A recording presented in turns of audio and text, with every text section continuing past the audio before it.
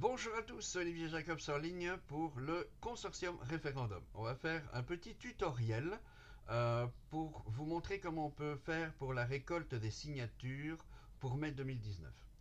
D'abord, une petite aparté, si vous ne connaissez pas ce qu'est le consortium référendum, sachez que c'est une association de fait de plusieurs mouvements citoyens qui ont décidé de porter un objectif principal pour les élections. Cet objectif, vous l'aurez compris, c'est le référendum d'initiative citoyenne.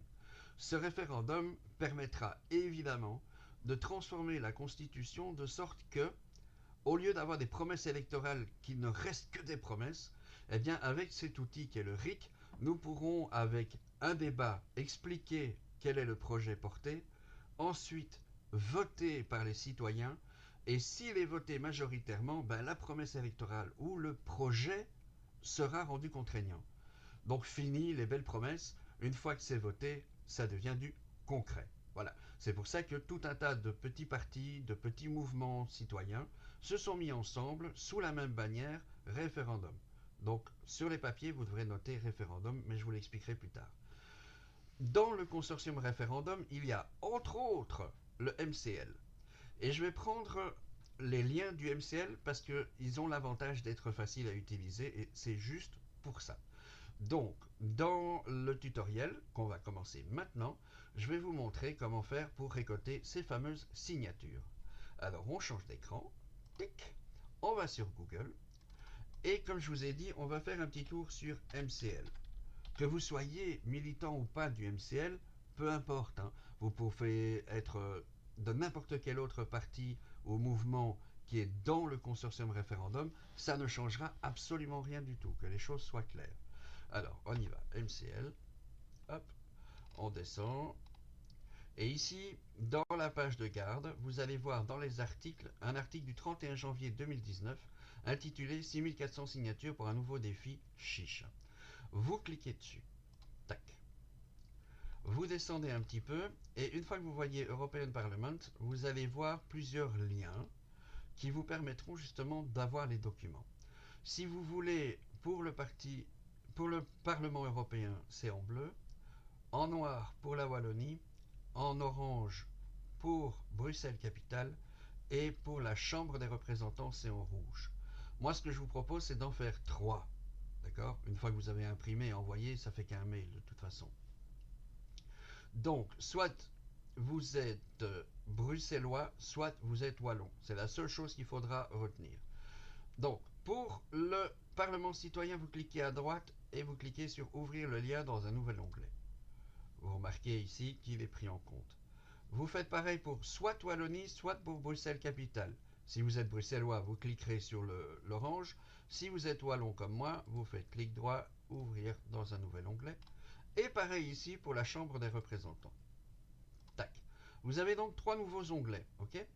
Dans les onglets, l'avantage, et c'est pour ça que j'ai pris le site du MCL, c'est qu'il n'y a que la 12e page. C'est celle qui vous intéresse. Le restant, c'est pour la liste des candidats et les validations que le consortium référendum devra faire par lui-même par la suite. Donc, vous avez cette page, vous l'imprimez. Vous répondez au questionnaire, donc votre nom en lettres capitales, votre prénom, le sexe, la profession, date de naissance, résidence principale, au complet, je vous prie, parce qu'ils vont vérifier toutes ces informations. Si vous n'êtes pas domicilié à cet endroit, ce papier-là ne sera pas pris en compte.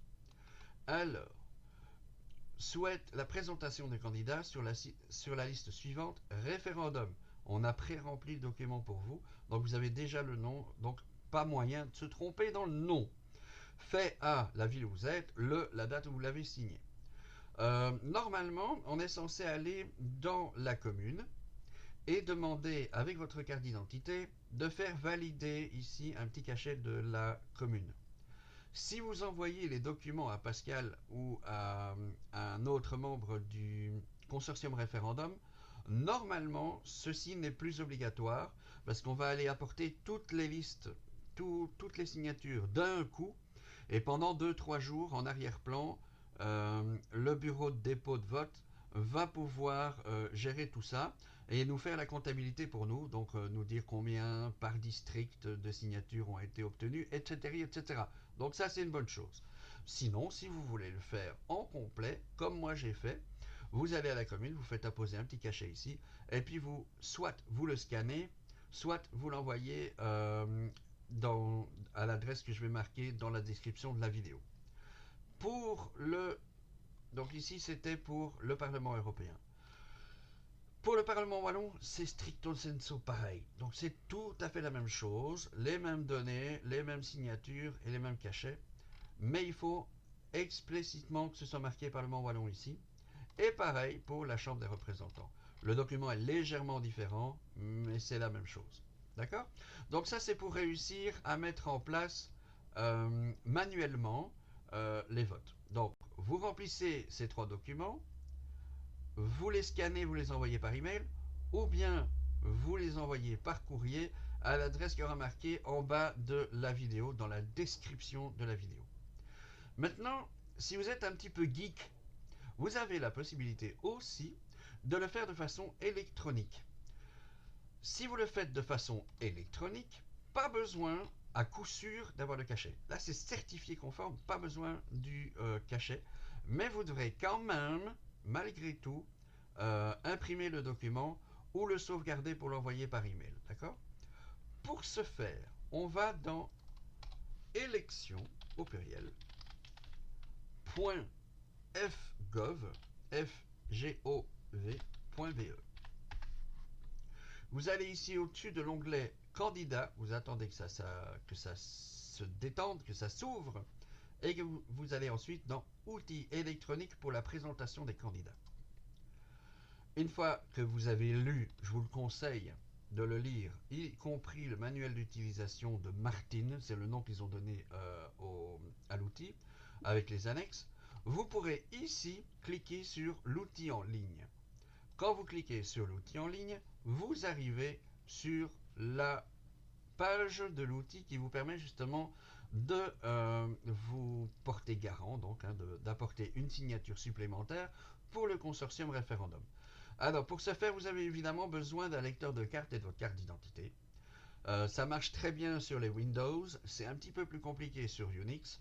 Sur Apple, j'avoue, je ne l'ai pas fait, mais ça doit être plus facile que sur Unix. Donc si vous avez sur Windows ou sur Apple, ça va se faire comme sur du papier à poste, hein. Donc très facile à faire. Vous cliquez ici sur J'ai pris connaissance, et quand vous aurez votre carte qui est rentrée dans le lecteur, vous pourrez arriver sur la page qui vous expliquera comment faire. Comme vous avez lu le manuel, normalement, vous ne devriez pas avoir de problème. Je l'aurais bien fait, mais comme vous pouvez le constater, je suis sur Unix et donc chez moi, c'est malheureusement incompatible. Désolé. Voilà. Avec tout ça, ce que nous allons faire, évidemment, c'est rassembler toutes ces signatures et avant fin mars, on va les présenter au bureau de vote qui va comptabiliser cela, et les listes seront à ce moment-là complètes. Et en mai 2019, vous verrez le nom du référendum où vous pourrez porter vos votes sur les personnalités de votre choix, que ce soit du MCL, que ce soit d'un autre mouvement comme Parti Référendum ou comme Démocratie Belgium ou comme Démobé s'ils décident d'aller par la voie des élections, parce que pour le moment ils hésitent encore. Vous n'hésitez pas donc. On a besoin de plusieurs centaines de signatures, donc je compte sur vous pour partager cette vidéo pour que d'autres puissent suivre votre exemple. Vous pouvez aussi, si vous le désirez, imprimer plusieurs de ces documents et les faire signer à vos amis. Ce n'est pas une obligation et on ne demande pas aux citoyens qui ont des difficultés d'imprimer des dizaines et des dizaines de papiers. Ça coûte du papier, ça coûte de l'encre. Donc vous ne le faites que si vous en avez les moyens. Si vous voulez le faire de façon électronique, donc moins cher pour vous, vous pouvez indiquer cette vidéo ou aller chez vos amis pour noter pour eux les adresses pour les atteindre plus facilement. Je vous remercie d'avoir écouté cette vidéo, ce petit tutoriel. J'espère qu'il vous aura apporté des éléments pour pouvoir supporter le consortium référendum. Et je vous dis à très bientôt, soit pour de nouveaux articles, de nouvelles vidéos, ou au pire, rendez-vous en mai 2019 pour les élections, tous ensemble, pour le référendum d'initiative citoyenne. Bonne journée.